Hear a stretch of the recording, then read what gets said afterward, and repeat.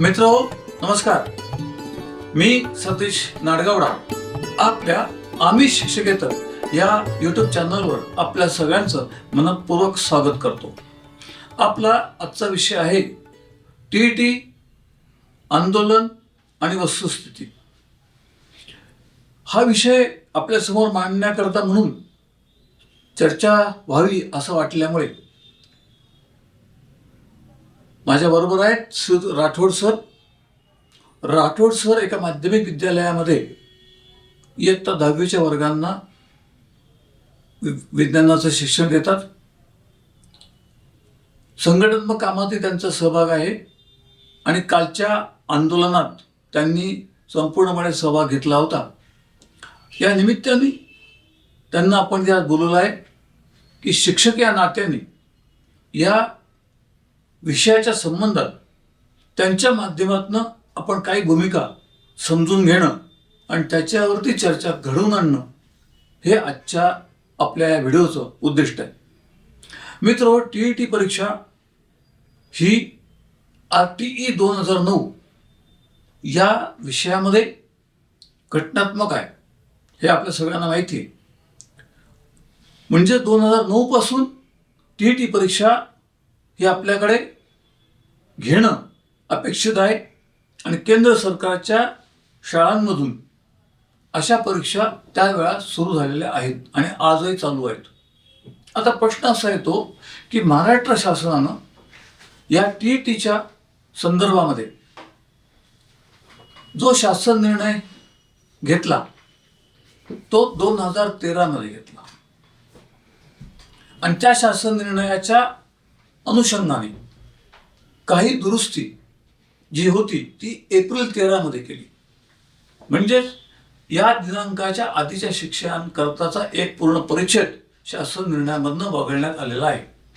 आणि म्हणजे याचा अर्थ असा स्पष्ट होतो की जून 13 पासून सुरू होणाऱ्या शैक्षणिक वर्षापासून सेवेत येणाऱ्या प्रत्येक शिक्षकाला TET परीक्षा अनिवार्य करण्यात आलेली आहे. आणि याचं गांभीर्य किंवा वस्तुस्थिती जी समोर आली ती ज्या वेळेला उच्च न्यायालयाच्या पूर्ण पीठानं या संबंधात जो निर्णय दिला त्यामध्ये ज्यांची TETची परीक्षा पास नसेल अशांना पदोन्नतीपासून बाजूला ठेवण्याबरोबरच 13 नंतरच्या ज्या शिक्षकांनी अशा परीक्षा दिल्या नसतील त्यांना सेवामुक्त करण्यापर्यंत आणि सेवामुक्तीचे सर्व लाभ देण्यापर्यंत ज्या वेळेला न्यायालयाने आदेश दिले त्यावेळेला मात्र सगळ्यांना या विषयाचं महत्त्व कळलं आणि हा विषय हा तेव्हापासून गाजू लागला तो कालच्या मोर्चापर्यंत. आपण आपल्या व्हिडिओमध्ये राठोड सरांचं स्वागत करू. राठोड सर नमस्कार. नमस्कार. तुम्हाला असा प्रश्न विचारतो की TETची परीक्षा ही जी शाळेमध्ये नोकरी मिळण्याकरता आवश्यक झालेली आहे हे साधारणपणे आपल्याला माहिती आहे का? हो सर. TET परीक्षा उत्तीर्ण होणं हे शिक्षक पात्रतेसाठी फार महत्त्वाचं आहे. आत्ताच नाडगावडा सर यांनी TET संदर्भातील 2009-2013 या कायद्यांसंदर्भात आपल्याला ज्ञात केलं. खऱ्या अर्थानं शाळांमध्ये म्हणजे खास करून मुलांचा मोफत आणि शिक्षणाचा अधिकार कायदा या संदर्भात जे काही सरकारची धोरणं निश्चित झालेली आहेत त्यामध्ये TET परीक्षा पात्र असणारे शिक्षक खऱ्या अर्थानं जे विद्यार्थ्यांचं गुणदान आहे ते व्यवस्थित करू शकतील ही महाराष्ट्र सरकारची भूमिका रास्त आणि योग्य प्रकारची आहे. आता ही जी भूमिका आपण महाराष्ट्र सरकारची म्हणताय मला असं वाटतं की भूमिका केंद्र सरकारची आहे. महाराष्ट्र सरकार आणि सर्व राज्य सरकार याला फक्त ती आपल्यामध्ये राबवत आहेत. पण मूळ भूमिका जी आहे RTE पासून राष्ट्रीय शैक्षणिक धोरणापर्यंतची ही सर्व भूमिका केंद्र शासनाची आहे. कारण केंद्र शासनानं घटनात्मक बदल झाल्यानंतर वय वर्ष 14 पर्यंतच्या विद्यार्थ्यांना शिक्षण देण्याची जी योजना स्वीकारली आहे ती केंद्र सरकारचा भाग आहे आणि ती जबाबदारी केंद्राने सक्रिय उचलली आहे. त्यामुळे त्याकरता जे नियम केलेत ते नियम किंवा ती पद्धत आपल्याला अनिवार्य आहे असं या सर्व शासकीय अभिलेखातनं, परिपत्रकातनं, शासन निर्णयातनं आणि मूळ तरतुदी कायद्यामध्ये ज्या आहेत त्यानं आपल्याला ध्वनीत होतं. या परिस्थितीमध्ये ध्वनीत होत असताना सुद्धा त्यामध्ये काही गोष्टी ज्या जाचक वाटत आहेत त्याचा आपण उल्लेख करू शकाल का, की याच्यात नेमकं जाचक काय वाटतं तुम्हाला या परीक्षांमध्ये? परीक्षांमध्ये जाचक महत्त्वाचा मुद्दा सरांनी या ठिकाणी उपस्थित केला. जाचकमध्ये खऱ्या अर्थानं परीक्षा घेत असताना आजची एक परीक्षा वर्षभरातून होत असते आपल्या महाराष्ट्र राज्यामध्ये. 2013 पासून तर 2025 पर्यंत, म्हणजे आता ह्या वर्षी सुद्धा परीक्षा झाली, तर या 25 पर्यंत दरवर्षी एकदाच परीक्षा होते. आणि आत्ताच मेहरबान कोर्टाने जो आदेश दिला की शिक्षकांसाठी ही कंपल्सरी आहे, या पद्धतीचं जर सांगणं झालं असेल तर परीक्षा वर्षातून 2दा किंवा त्याच्यापेक्षा जास्त जर का वाढवल्या आणि काठिण्य पातळीचा मुद्दा जर असेल तर याही गोष्टींवर थोड्याफार प्रमाणात जर विचार केला गेला तर बरं होईल असं वाटतं. एक प्रश्न विचारतो आपल्याला सर मी. येस. थोडा आपल्याला तो प्रश्न विचित्र वाटेल. आपण टीईटी परीक्षेकरताचा जो अभ्यासक्रम आहे तो बघितलाय का? हो सर. म्हणजे मला मुद्दा असा विचारला आहे की टीईटी परीक्षा करता जो प्रश्नपत्रिका येणार आहे त्या करता जो अभ्यासक्रम आहे तो कितवीच्या पातळीचा आहे? तो जवळजवळ 8वी पर्यंतच्या विद्यार्थ्यांसाठी जी परीक्षा असते त्यामधलाच मुद्दा आहे. आणि असेल एखादा मुद्दा त्यातला मोठा महत्त्वाचा तर 10वी पर्यंतच्या विद्यार्थ्यांचा जो अभ्यासक्रम आहे तेवढ्याच परीक्षांमध्ये या पद्धतीनं त्यात अभ्यासक्रम असतो. म्हणजे टीईटीच्या परीक्षेकरता करायचा जो अभ्यासक्रम आहे तो शिक्षकांच्या शैक्षणिक आणि व्यावसायिक पात्रता म्हणजे HSC DED किंवा BA BEd ट्रेन ग्रॅज्युएट ह्या पेक्षाही कमी दर्जाचा आहे. हो. कमी स्तराचा आहे. दर्जा म्हणून आपण स्तर म्हणू. कमी स्तराचा अभ्यासक्रम आहे. मग कमी स्तराचा अभ्यासक्रम असताना केवळ त्याचं उत्तीर्णतेचं प्रमाण जे 60% मार्क त्याला मिळणं अपेक्षित आहे हे जास्त वाटतंय का आपल्याला? हा, त्यात जर का थोडं सुधारणा करण्यात आली त्या नियमांमध्ये किंवा उत्तीर्णतेच्या अटीमध्ये तर थोडंसं दिलासादायक होईल शिक्षकांसाठी किंवा इतर आपण सर्वांसाठी. मान्य करू की त्या 60% खालच्या स्तरावर गुणांवरती जर तो हे आणला तर त्याच्या शैक्षणाच्या पद्धतीवरती दर्जात्मक आणि गुणात्मक परिणाम होऊ शकेल. याबद्दल तुमचं काय मत? तसं जर पाहिलं तर शिक्षकांना तेवढ्या फक्त टीईटी परीक्षा एवढा एकच मुद्दा कंपल्सरी नसतो. वर्गामध्ये अध्यापन करत असताना मुलांचा कल बघून सुद्धा अध्यापन करावं लागत असतं आणि आपल्या विषयाला अनुसरून आपण अध्यापन करतो. म्हणून टीईटी परीक्षेतीलच गुणांवर संपूर्णतः अध्यापन आहे हा तेवढा म्हणजे मुद्दा राहत नाही. त्यात शिक्षकाची कार्यक्षमता आणि त्याचं काम करण्याची पद्धत या 2 गोष्टी सर्वात महत्त्वाच्या आहेत. म्हणजे आपल्या म्हणण्यानुसार मला असं वाटतं की जे उत्तीर्णतेचे गुण आहेत येस, ते 60% खाली आणणार. थोडे कमी. मग ते 35 पर्यंत आणलं तर काय होईल? तेवढंही नसावं, पण थोड्याफार प्रमाणात जे आज उत्तीर्णतेचे प्रमाण कमी टक्क्यांचं आहे म्हणजे त्यात अजून थोडा जर दिलासा मिळाला शिक्षक किंवा जे भावी शिक्षक होणार आहेत त्यांना तर थोडं बरं वाटेल एवढं एक म्हणणं आहे. म्हणजे आता जी संख्यात्मक शिक्षक आज जे काम करत आहेत आता प्रश्न कुठला आहे सर? जे शिक्षक लागणार आहेत त्या नवीन येणाऱ्या शिक्षकांकरता त्यांना जेव्हा ते पवित्रच्या माध्यमातून प्रवेश करण्याचा प्रयत्न करतील तेव्हा त्या पवित्राच्या साईटवर आपली माहिती भरताना त्यांना टीईटी परीक्षा उत्तीर्ण असण्याची अनिवार्यता आहे. येस. तर त्या शिक्षकांचा प्रश्न येणारच नाही कारण त्या टीईटी उत्तीर्णच आहेत. ते जेव्हा उत्तीर्ण आहेत ते काय प्रमाणे काय टक्केचा काही संबंध येत नाही तर ते त्यावेळेला उत्तीर्ण आहेत. त्यांची नावं पवित्रमध्ये आली त्यातनं आपण त्यांची निवड करतोय. तर हा मुद्दा आता नवीन येणाऱ्या शिक्षकांच्या बाबतीत आपण चर्चा न करता आज जे सेवेत आहेत त्या सेवेत असलेल्या शिक्षकांना टीईटी परीक्षा ही जाचक वाटल्यामुळे वाटते असं वाटतं. कारण हा अभ्यासक्रम 1 ते 8चा असेल तर कुठल्याही शिक्षकाला तो जाचक वाटावा असं मला वाटत नाही. असं तुम्हाला काय वाटतंय का किंवा काय वाटतंय? नाही, आणि एक महत्त्वाचा मुद्दा असा आहे की त्या टीईटी परीक्षेकडे संधी म्हणून सुद्धा जर का पाहिलं गेलं तर बरं होईल. आणि आत्ताच तुम्ही उपस्थित केलेला मुद्दा एक आहे की पवित्र पोर्टलने आपण हे आत्ताचे नवीन शिक्षक भरणार आहोत किंवा भरले जातात. त्या पद्धतीनं जे जुने आहेत 13 पासून आणि आजपर्यंत राहून गेलेले, TET परीक्षा उत्तीर्ण नाही झाले किंवा काही गोष्टी त्यांच्या बाकी राहिल्या, त्यांच्यासाठीचाच मुद्दा होता की आपण कार्य पण करायचं, म्हणजे शाळेत टीचिंग पण आहे आणि ते करत असताना या गोष्टींमध्ये जर का थोडासा आपल्याला अभ्यासही करावा लागणार आहे, म्हणून या थोडं शिथिलतेची गरज आहे असं मला वाटतं. म्हणजे थोडक्यात आपल्या मतानुसार जर उत्तीर्णतेकरता लागणारे गुण कमी केले तर शिक्षकांचा त्याकडचा कल हा सकारात्मक होऊ शकतो. येस. याबरोबरच एक सूचना न होता कमीत कमी 2दा व्हावी. 2 पेक्षा जास्त वेळा होणं ही गोष्ट अशक्य आहे. कारण या नंतरच्या काळातला येणारा शिक्षक जो म्हणजे होऊ घातलेला शिक्षक आहे त्याला वर्षातनं एकदा परीक्षा असली तरी पुरणार आहे. आत्ता जी सेवेत आहेत ती संख्या जी आपण वर्तमानपत्रातनं वाचली ती काही लाखात आहे. आणि हे काही लाखात असलेले शिक्षक जी आवश्यक गुणवत्ता आत्ताची आहे ती मर्यादा गाठू शकत नसतील तर त्यांना ही परीक्षा देण्याकरता संधी उपलब्ध करून देणं, याकरता ही परीक्षा वर्षातनं 2दा घ्यावी असं सुचवलं तर त्याला शिक्षकांचा सकारात्मक प्रतिसाद मिळू शकतो का? नक्कीच मिळेल सर.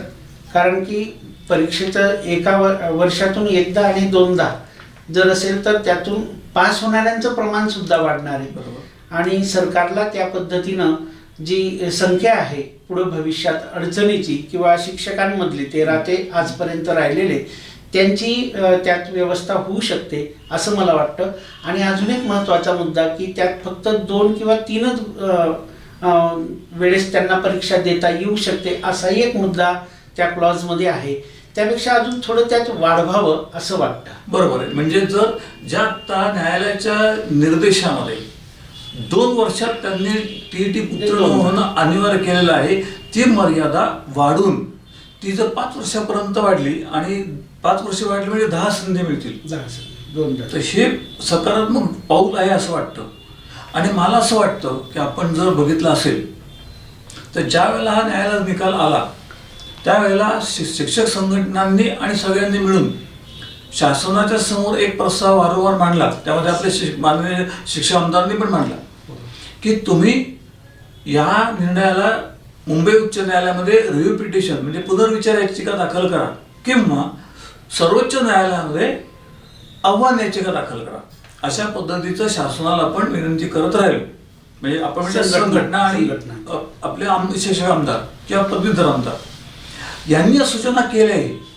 या सूचना केल्यानंतर शासनाच्या वतीनं आचारसंहिता लागायच्या आधीच एक प्रकटीकरण आलं की आत्ताच्या उच्च न्यायालयाच्या दाव्यामध्ये राज्य सरकार एक पक्षकार आहे, म्हणजे आरोपी असं समजा तुम्ही.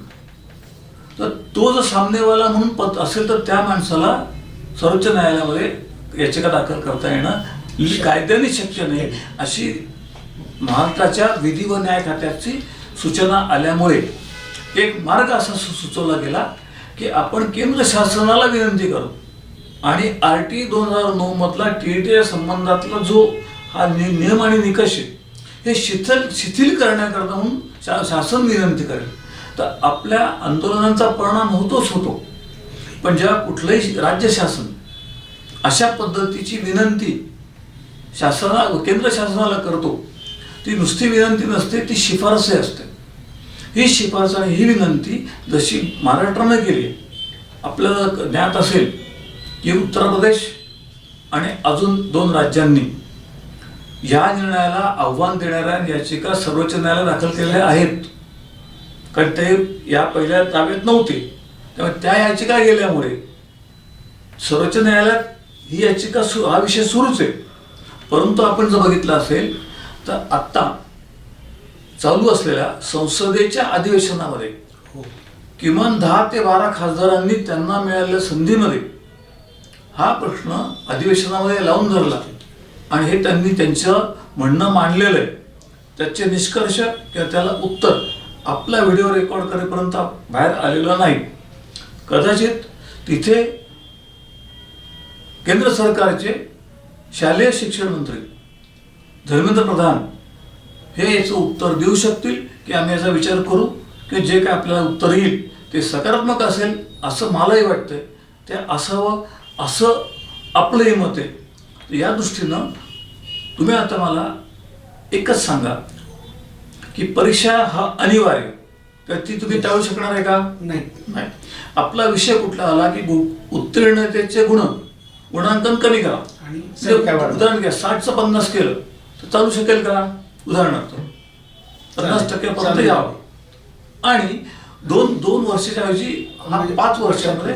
परंतु जर शासनाने अशी भूमिका घेतली की 5 वर्ष संधी कोणाला राहील? फक्त जे कार्यरत आहेत त्या सभेत आहेत त्यांना, उर्वरित त्यांना नाही. नाही. म्हणजे उर्वरित नव्या येणार लोकांना. ही गोष्ट जर आपण विचारात घेतली आणि शिफारस केली, आपणही करू, संघटनाही करतील आणि आपले माननीय आमदार जे आहेत, शिक्षक आमदार असतील, हे सगळे शिफारस करतील. कारण शेवटी आपल्या हातात तेवढंच आहे, शिफारस करणं. तर याचा जर सकारात्मक परिणाम झाला तर शिक्षकांमध्ये एकंदरीत समाधानाची भावना निर्माण होईल असं आपल्याला वाटतं का? हो सर, अगदी या सगळ्या गोष्टींचं शिक्षकांमध्ये आणि या संपूर्ण वर्तुळात एक समाधानाचं वातावरण निर्माण होईल.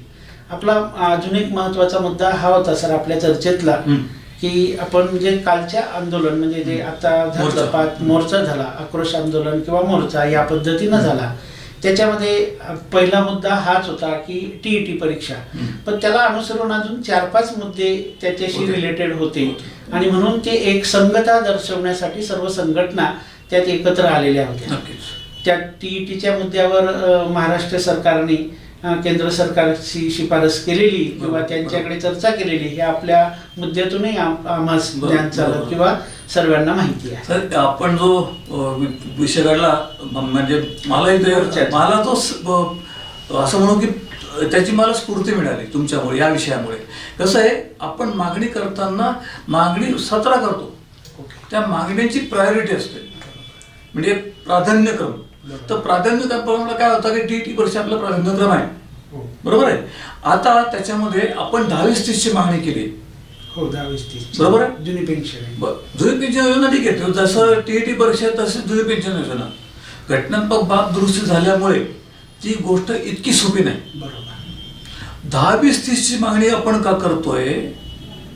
ही बाब करताना एक मूळ गोष्ट किंवा मूलभूत बाब जी आपल्या हातातून निसटते, कोणाच्या संघटनांच्या, शिक्षण संघटनांच्या मागणीमधनं, ती बाब आपण लोकांसमोर आणून देणं आपलं कर्तव्य म्हणून मी मानतोय.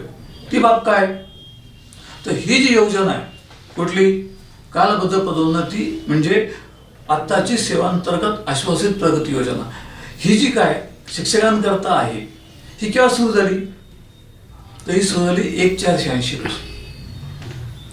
तेव्हा शिक्षकांना त्रिस्तरीय वेतन श्रेणी शिक्षकांना लागू झाली. म्हणजे काय? नियमित श्रेणी, वरिष्ठ श्रेणी आणि निवड श्रेणी, 12 वर्ष 24 वर्ष ही लागू झाली 1/4/86. JRला 89ला, पण लागू तारीख 1/4/86. ही जर तेव्हा झाली आणि ही शिक्षकांना का मिळाली? तर छोट्या शाळांमध्ये मुख्याध्यापक हे एकच पद आहे की जे पदोन्नतीच आहे. म्हणजे सेवाज्येष्ठ शिक्षक असलेला माणूस हा त्याच्यापेक्षा वयाने लहान असलेली व्यक्ती जर मुख्याध्यापक पदावर गेली तर उभ्या आयुष्यामध्ये पदोन्नती मिळू शकत नाही. म्हणजे त्याच्या याला कुंठितपणा येतो आणि हा कुंठितपणा कसा घालवायचा म्हणून ही टाइम बाउंड म्हणजे कालबद्ध अशी त्याला वेतन पुन्हा वाढ त्या देण्याबद्दल हा निर्णय घेण्यात आला. हा जो निर्णय घेतला, या निर्णय घेतल्यामुळे केंद्र सरकारी कर्मचाऱ्यांनी 12 वर्षाच्या पदरात पाडून घेतले. केंद्र सरकारी पाडून घेतल्यानंतर राज्य सरकारी कर्मचाऱ्यांनी पाडून घेतले. त्याप्रमाणे केंद्राने 24 वर्षाचे लाभ मिळवले. मग राज्य सरकारी कर्मचाऱ्यांनी 24 वर्षाचा लाभ मिळवला 2010ला. मग हे लाभ तुम्ही मिळवले आणि ज्या वेळेला तुम्ही केंद्र आणि राज्य सरकारी कर्मचाऱ्यांनी आपल्या पानामध्ये 10-20-30 घेतलं, त्यावेळेला शिक्षक का बरं बाजूला ठेवले गेले? कारण या योजनेचे म्हणजे कुठल्या कालबद्ध किंवा सेवांतर्गत आश्वासितचे निर्माते कोण? शिक्षक. मग शिक्षकांमुळे राज्य आणि केंद्र सरकारी कर्मचाऱ्यांना जर हे लाभ मिळाले तर पुढचा 10-20-30चा लाभ घेताना यांनी शिक्षकांना दूर का ठेवलं? शब्द असतो टाकण्यामध्ये, फाईलच्या मंत्रालयात फिरतात इकडे तिकडे, तर फक्त आणि शिक्षक असा शब्द टाकायचा असतो बस. त्यांनी या सगळ्या कर्मचाऱ्यांनी तिकडे कानाडोळा केला. एक अजून महत्वाची बाब तुम्ही लक्षात घ्या, आपणही घ्या सर्व माझ्या श्रोत्यांनी, की शिक्षकांना हे दोन्ही लाभ मिळायचे असतील तर यांना सेवांतर्गत प्रशिक्षण पूर्ण करायचं आहे. 2 शैक्षणिक पात्रता वाढवायची आहे. आणि 3 फक्त टक्केवारी म्हणजे निवड श्रेणी मिळताना सगळ्या शिक्षकांना 24 वर्ष झाले म्हणून निवड श्रेणी मिळत नाही. तर जिथं 5 शिक्षक वरिष्ठ श्रेणीधारक असतील त्याच्या 20% म्हणजे एका शिक्षकालाच निवड श्रेणी मिळू शकते. परंतु सरकारी कर्मचारी तसं नाही, सगळ्या कर्मचाऱ्यांना 24 वर्षाचा लाभ मिळतो. आता 10-20-30 मिळतो. पण शिक्षक मात्र आजही परीक्षा देतोय, सेवांतर्गत प्रशिक्षण करतोय आणि आपली गुणवत्ता वाढवतोय, कारण आपल्याला निवड श्रेणी मिळणं गरजेचं आहे. मग ह्या ज्या अटी आहेत, ह्या अटी सरकारी कर्मचाऱ्यांनी आपल्याकरता जर वगळल्या असतील तर शिक्षकांकरता वगळायला पाहिजे का नको, यावर तुमचं मत मला पाहिजे. अगदी बरोबर सर.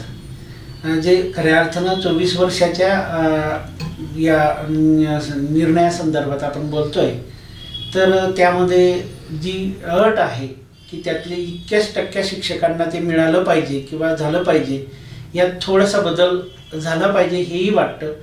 आणि अजून एक महत्त्वाची गोष्ट आपल्या किंवा तुमच्याशी चर्चा करताना मला जाणवली होती आधीच, की प्रशिक्षण न घेता सुद्धा हमीपत्रावरही आमचे बांधव काही आहेत की ते पूर्णतः लाभ त्याचा घेत असतात. हमीपत्रावरती जरी घेतलं असलं तरी त्यांना त्या मुदतीमध्ये ते करणं गरजेचं आहे ना. म्हणजे प्रशिक्षण सुटलं नाहीये इथे, यांना प्रशिक्षणच नाहीये, यांना शैक्षणिक वाढच नाहीये. बरोबर. आणि हे जे माझं म्हणणं आहे, पाया शिक्षकांनी या योजनेचा पाया घातला, त्यांना ज्या काय अटी आहेत त्या वरच्या लोकांना काय लागू नये.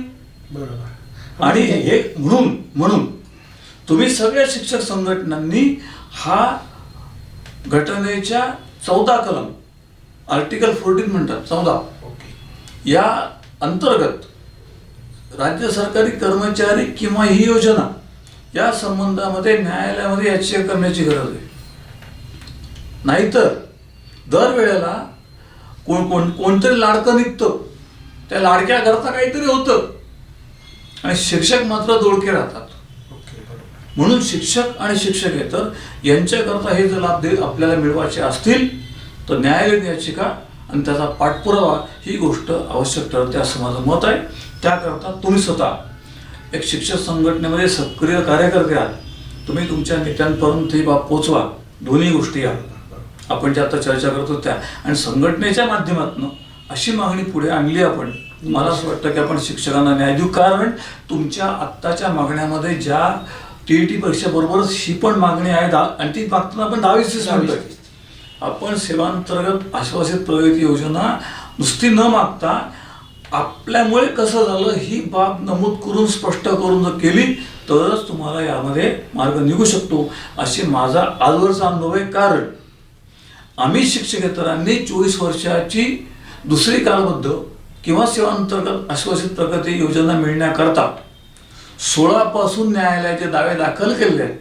त्या दाव्यांच्या संदर्भामध्ये सरकार म्हणजेच कर्मचारी आमच्यापासून पळ काढतात आणि न्यायालयाची दिशाभूल करून हा निर्णय कसा दिरंगाईनं दिला जाईल असं काम होत आहे. आणि म्हणून आपण सगळ्यांनी राज्य शासनाकडे पाठपुरावा करावा, याची मागणी करावी.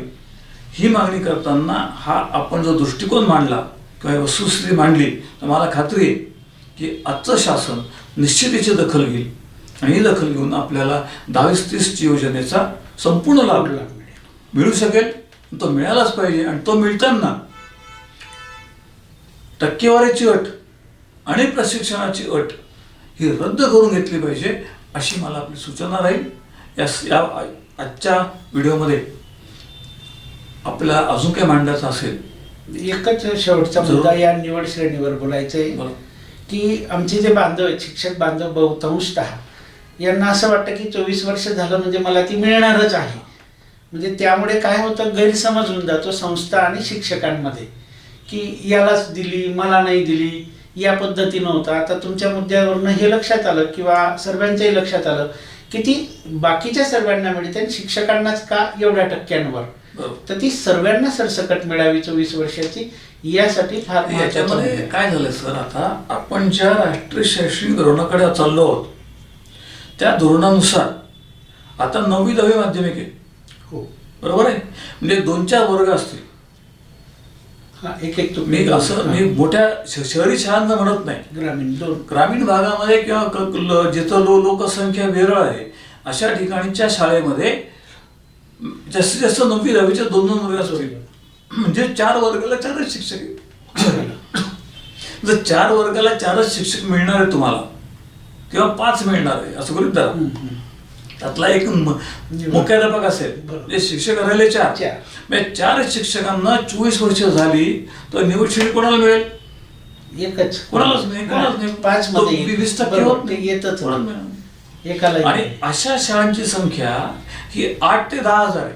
भरपूर 8 ते 10 हजार शाळेमधले 4 शिक्षक धरले तर 40,000 शिक्षक वंचित राहणार आहे. हे आकडे काल्पनिक आहे असं धरू आपण, परंतु चुकीचे आहे असं मी म्हणणार नाही. यावर आपले मत थोडं सांगा. सरांनी आता जो मुद्दा या ठिकाणी उपस्थित केला, खऱ्या अर्थानं ही जी आकडेवारी आहे ही आकडेवारी नक्कीच काल्पनिक जरी असली तरी मोठ्या संख्येने आहे.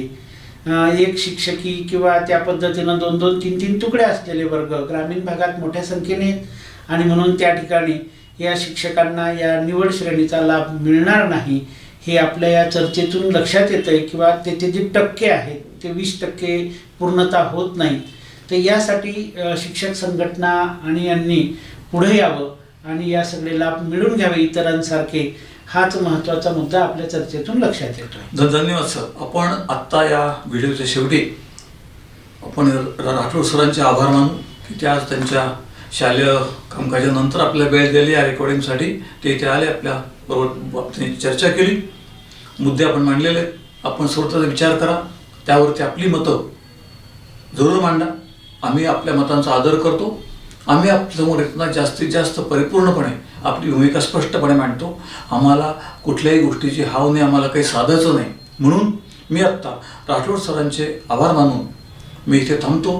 माझ्याबरोबर माझे सर्व सहकारी अभय सातपुते कोपवाड सांगली, अजय अरदवाड लातूर, अविनाशजी पसारकर वाशिम, अमोल सोनवणे नाशिक, अमोल ठाकरे अमरावती हे विधिज्ञ आणि आयकर सल्लागार आहेत. याबरोबरच सुनील पांडे संभाजीनगर, रवींद्र गिरी धामणगाव रेल्वे अमरावती, परशुरामजी डवरी कराड सातारा, किशोर ठाकूर नाशिक आणि ॲडव्होकेट विजय देशपांडे नागपूर यांच्यासह माझे तंत्रस्नेही संजय हंडोरे अवी आणि प्रवीण पोरजे यांच्यासह मी इथे विराम घेतो. आपल्या विनंती करतो परत एकदा की हा व्हिडिओ जास्तीत जास्त शेअर करा, आपल्या बांधवांपर्यंत पाठवा. महत्त्वाचे मुद्दे आपल्यासमोर या चर्चेतनं मांडलेले आहेत, त्याबद्दल आपली मतं नोंदवा. आवाहन करतो आणि थांबतो. धन्यवाद.